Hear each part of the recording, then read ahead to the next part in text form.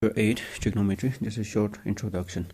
So trigonometry comes from two words, triangles and geometry. Okay, and we'll be dealing specifically with right triangles only.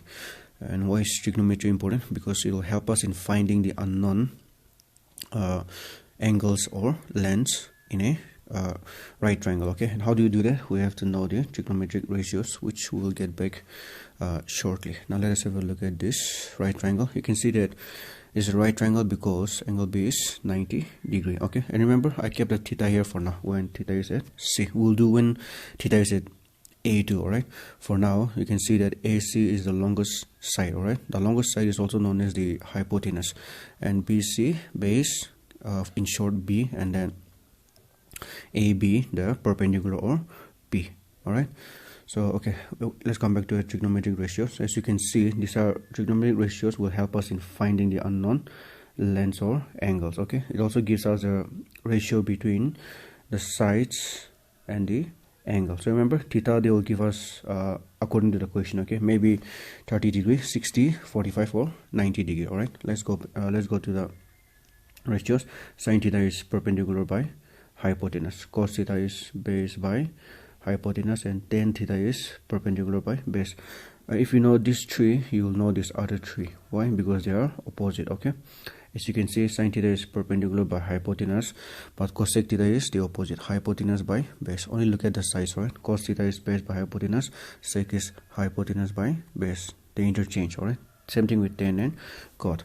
So you know these three really well, you will remember this other three. Now if you're having a hard time learn this three line. All right, some people have curly brown hairs turned permanently black. So S is for sin theta, this is perpendicular hypotenuse, C is cos theta base hypotenuse, and then tan theta perpendicular by base. All right, an easy way to remember the ratios. Now like I said, this was when theta is at C. So what happens when theta is at A? You can see here, I've already drawn here for us. So just remember that hypotenuse, the longest side, the hypotenuse remains the same. Okay, it is the base and the perpendicular that changes the position. So have a look here.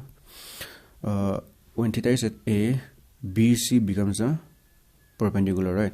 But when theta is at C, AB is the perpendicular. Same thing when theta is at A, AB becomes the base, but when theta is at C, BC is the base. Just remember that. Okay, there's that the base and a perpendicular will change their positions. If you remember that, nothing changes here. All right, it just remains the same except the sides here.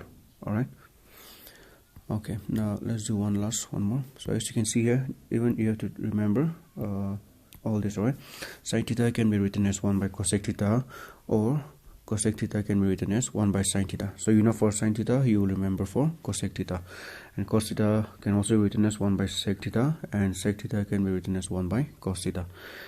Tan theta can be written as sin theta by cos theta, or 1 by cot theta, this being the most common. All right, and if you look at cot theta, it is the opposite of tan theta. Here is cos theta by sin theta, which can also be written as 1 by tan theta. So remember if you remember the left side, you will remember the right side.